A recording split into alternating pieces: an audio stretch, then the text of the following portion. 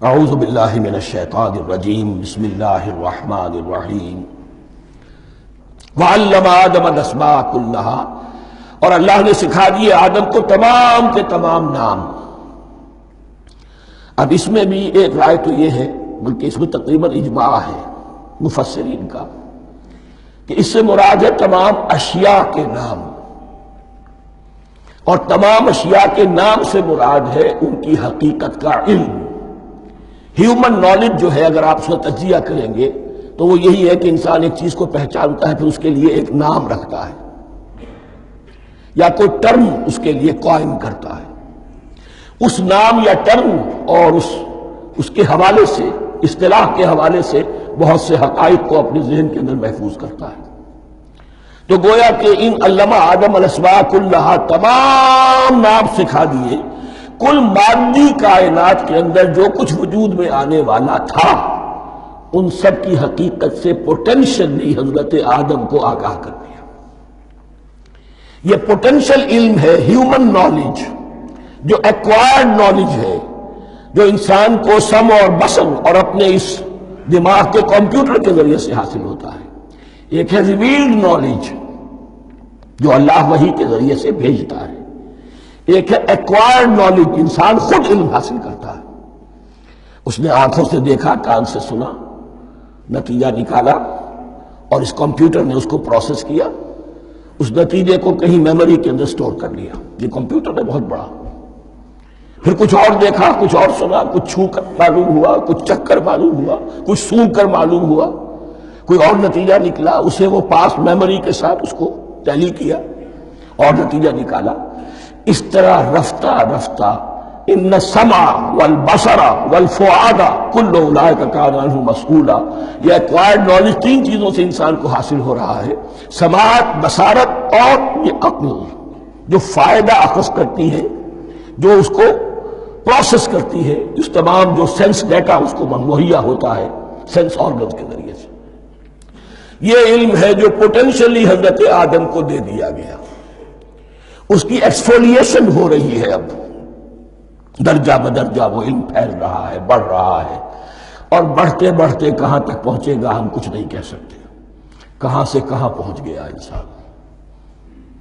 اس نصف صدی کے اندر علم انسانی میں جو ایکسپلوژن ہوا ہے، میں اور آپ اس کا تصور تک نہیں کر سکتے۔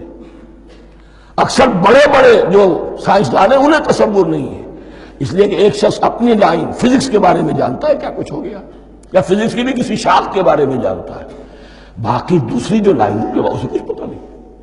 اسپیشلائزیشن کا دور ہے، لہذا جو ایکسپلوژن کہا جائے، دھماکہ ہوا ہے علم کا، اس کا کوئی اندازہ نہیں ہے ہمارے پاس، اور کس تیزی کے ساتھ وہ چیز آگے بڑھ رہی ہے، کس تیزی کے ساتھ ایک چیز آج جو ایجاد ہوئی چند دنوں کے اندر اندر اس کے بعد اس کا نیا کوئی ورژن آ جاتا ہے اور یہ چیز جو ہے آبسولیٹ ہو جاتی ہے۔ کمیونیکیشن کے اندر جو انقلاب عظیم برپا ہوا، تو آپ یہ سمجھیے کہ اقبال نے جو شعر کبھی کہا تھا کہ عروج آدم خاکی سے انجم سہمے جاتے ہیں، کہ یہ ٹوٹا ہوا تارا مہ کامل نہ بن جائے۔ اور یہ مہ کامل بنے گا کب؟ جب دجال کی شکل اختیار کرے گا۔ دجال کون ہوگا؟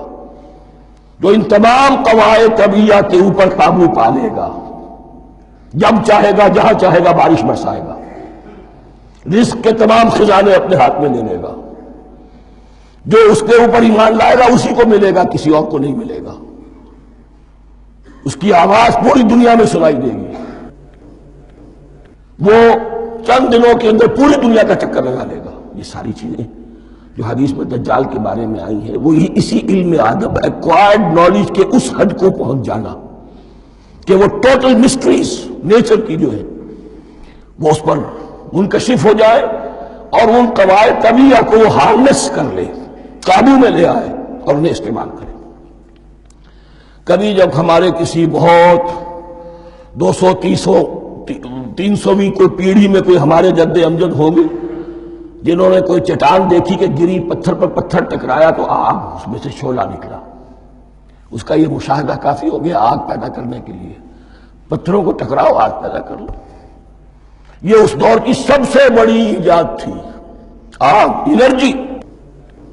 اب وہ انرجی کہاں سے کہاں پہنچی، وہ آگ نے بھاپ کی شکل اختیار کی، پھر ہم نے بجلی ایجاد کی، اور کب کیا ہے، ایٹمک انرجی ہے، اور نہ معلوم کیا کیا ہے، اللہ عالم۔ ان تمام چیزوں کا تعلق ہے خلافت عرضی کے ساتھ۔ لہذا فرشتوں کو جو بتایا گیا وہ یہ ہے کہ آدم کو علم بھی دیا جا رہا ہے، صرف اختیار ہی نہیں دیا جا رہا، علم دیا جا رہا ہے۔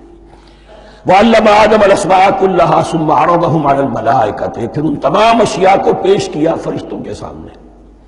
فَقَالَ أَنبِئُونِي بِأَسْمَاءِ هَؤُلَاءِ، اور فرمایا کہ مجھے بتاؤ ان چیزوں کے نام، ان کنتم صادقین، اگر تم سچے ہو۔ قالوا سبحانك لا علم لنا الا ما علمتنا، انہوں نے کہا پروردگار تو پاک ہے ہر نقص سے، ہر عیب سے، ہر ضعف سے، ہر احتیاج سے، مبرہ ہے، منزہ ہے، اعلیٰ ہے، عرفہ ہے۔ لا علم لنا الا ما علمتنا، ہمیں کوئی علم حاصل نہیں سوائے اس کے جو تم نے ہمیں سکھا دیا ہے۔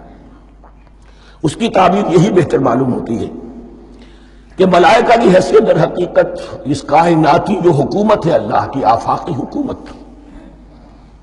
اس کے کارندوں کی ہے، یا اس کے سول سرونٹس ہیں، تو ہر ایک کو صرف اس کے شعبے کے متعلق علم دیا گیا ہے، علم جامع نہیں ہے، تمام چیزوں کا علم یہ معلوم کرنے کی استعداد ان کے پاس نہیں ہے۔ کوئی فرشتہ فرض کیجئے بارش کے اوپر مامور ہے، کوئی پہاڑوں پر مامور ہے، جس کا ذکر سیرت میں آتا ہے کہ جب طائف میں حضور پر پتھراؤ ہوا ہے تو اس کے بعد ایک فرشتہ حاضر ہوا ہے کہ میں ملک الجبال ہوں، اللہ نے مجھے پہاڑوں پر مامور کیا ہوا ہے، آپ اگر فرمائیں تو جن لوگوں نے آپ کو ستایا ہے، یہ جو طائف جن دو پہاڑوں کے درمیان یہ وادی ہے، ان کو آپس میں ٹکرا دوں کہ یہ پس کر اور سرما بن جائے۔ آپ نے فرمایا نہیں، کیا عجب، اللہ تعالیٰ ان کی اگلی نسلوں کو ہدایت دے دے۔ تو فرشتے ہیں، کوئی پہاڑوں پر مامور ہے، کوئی کسی خدمت پر مامور ہے، ان کو علم دیا گیا ہے صرف انہی کی اپنی جو بھی فرائض منصبی ہیں ان کے شعبے سے متعلق، کل نہیں۔ جامعیت جو ہے علم کی وہ ہے کہ جو حضرت آدم علیہ السلام کو پوٹینشلی دے دی گئی، اور جو اب بڑھتے بڑھتے ایک بہت پراور درخت بن چکا۔ سبحانک لا علم لنا الا ما علمتنا انک انت العلیم الحکیم، یقیناً آپ ہی کی ذات ہے جو کل کے کل علم کی حامل ہے، اور جس کے اوپر حکمت بھی، جس کی حکمت بھی قابل ہے۔ باقی تو ہر مخلوق میں سے ہر ایک کا علم ناقص رہے گا۔ العلیم، کل علم کا جاننے والا تو ہی ہے۔ الحکیم، کل حکمت وہ تو تیرے